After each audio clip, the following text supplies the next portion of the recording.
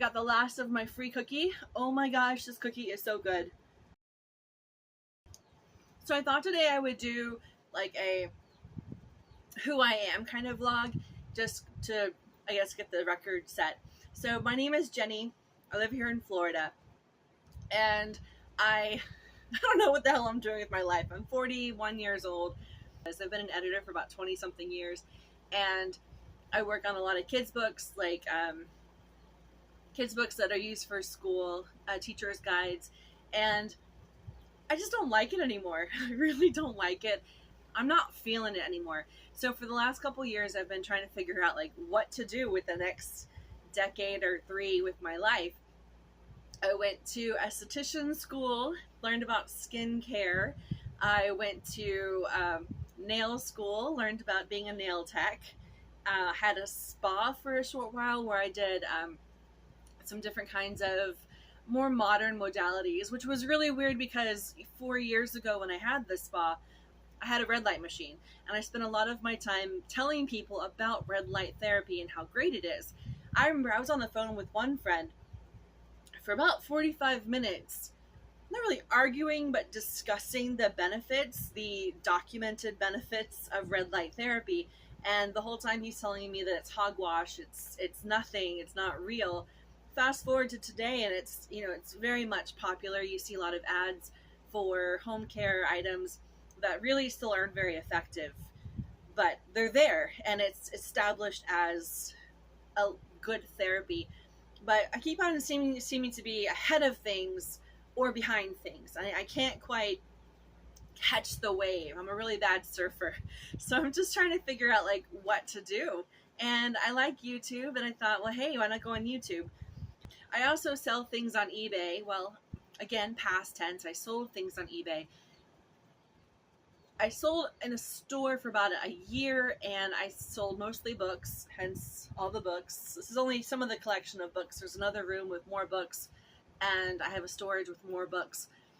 I was selling them pretty well, doing a good job, and it dawned on me that I'm only making, you know, $1 to maybe $5 on an average book. There were some books I was making $30, $40 on, but most of the books, the post office is getting most of the money, followed by eBay getting a good chunk of money, and then I'm at the end. So it didn't really make sense to me to be selling on eBay. So what I've been doing now is working on building a website that offers a lot of the information that's in these books in more bite-sized chunks.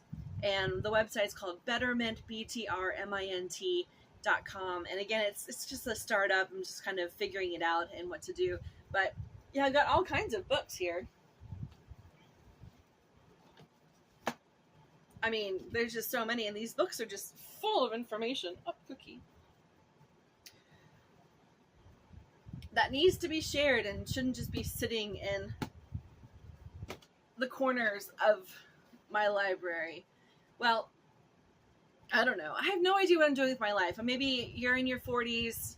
You don't know what you're doing with your life either. Is that why you're watching me? Really, good luck. Good luck to all of us. So, I'm also working on getting on myself. So right now in this transition period, you know, I have enough work coming in. I'm comfortable. I own my own house. I did buy my own house, and I don't have any debt on that. So right now I have this opportunity where I can sit here and focus on myself. I've really never been in a position like this in my life. And I feel really fortunate to have this right now, where I own my own house. I don't have any children. I don't have much responsibility, and I can afford my bills. Or really, I'm keeping things very, very cheap. Like, I'm not buying fashionable clothes. I think this is a Walmart special. I'm gonna put a pin on that. Put a pin on that, because I would like to talk about, you know, living frugally, living simply, and the things that you have to forego when you live that lifestyle. But anyway, so some of the issues I'm dealing with like hoarding tendencies. So in my past, I've lived in other countries, and when you move country, usually you get rid of all of your stuff and you move. And I've done that a number of times, where I've moved country with literally the bag on the back of my back. And I loved it. I thought it was great, and it was really fun to, you know, be so light and free and you can do what you want. But over the years, I've accumulated more things, and they weigh you down. What you have from a past life, you don't really need right now. And I'm at that point where I've got too many past life possessions, and I need to cut down. So that's what I'm focusing on this year. I tried doing this last year, and other things just kept coming up. I'm a procrastinator too. And so whenever I give these excuses, it's really just me. It's my problem. And I take full ownership of that. So I'm going to use this vlog to show what I do outside in nature and what I do in my life. But I also want to focus on cleaning up my life, because I know that there are a lot of people out there who have these YouTube channels and have these beautiful lives with empty houses and everything's clean and beautiful. But in reality, I think a lot of people struggle with the same kind of struggles I have, like keeping your house clean and getting rid of things and not buying new things, which I put a pin in that one too.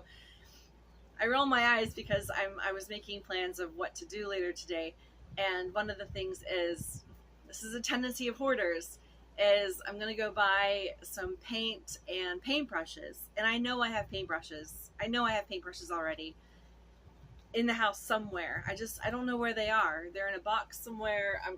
I don't know. And instead of trying to go look for them and spending the time, I'm just going to go spend $1, maybe $5, and buy a set of paintbrushes.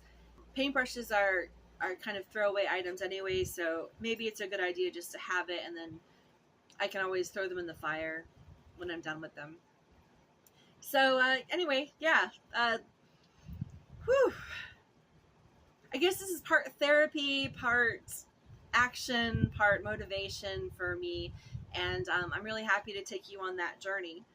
So first thing today, it's like 4 o'clock. I've literally, I don't know, depression, tiredness, just lack of motivation personally. I haven't done anything. It's 4 o'clock and I've done absolutely nothing today. I had Rick and Morty on in the background, and I basically napped the morning and the afternoon away.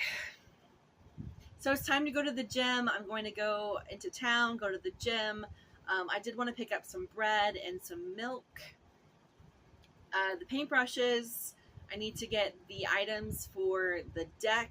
I have no idea what that thingy is that, you know what I'm talking about, that I have to get to finish the deck. And I did notice that I had some more deck boards that look like crap, but I think I'm just going to let them go. I do have paint that I'm going to have to paint the deck soon, but that's not tomorrow, that's not today. I wanted to see a movie, but there's no time, and I'm procrastinating. I'm watching movies to procrastinate. When I was younger, I watched movies because I had lots of time, and I didn't really do anything besides, go to work. And now I have a lot of things to do. Here's a little deep dive into my past. So at a recent job that just turned toxic and awful, the director asked, what skills do we want to work on? She wanted us to focus on self-improvement, which was wonderful. And I said I wanted to work on public speaking, because I noticed that she and some of the other higher editors, and they were being asked to go to presentations. And I remember when I worked other publishing houses, the editors would go to conferences and give presentations on the books that they were working on to discuss, the pedagogy and whatnot. And I never felt confident that I would be able to do that kind of work. I would be, I don't get all dressed up. I don't do my hair all the time, and I don't want to wear makeup. So I'm that snuggly editor. I want to be inside at the office or in my office writing and editing. That's what I do. I'm not the presenter. I'm not the salesperson or the marketing person. But I did notice that a lot of sales and marketing was getting put on editors. Well, anyway, fast forward, I asked if I could work on public speaking. And I might be embellishing a little bit, but I remember her just rolling her eyes of yeah, who needs to, like it wasn't an important skill. And to me, it was a very important skill. And I was, stuttering. I was stumbling over my words all the time, kind of sucking in sounds. And I wanted to practice that. And I never really had the opportunity. So I've been on YouTube for maybe a year now making videos. I feel like YouTube has helped me improve my speaking ability. I feel like I'm still not totally coherent when I talk, but I do try, and I think I'm doing better. I'm working on my presence. It's probably not any better, but working on that. And yeah, I think YouTube is good. So, all right, I am off to the gym, off to shopping. I'm gonna come home. I already made rice last night, so I want to go shopping and get something to eat with the rice. I don't really have anything to eat with the rice.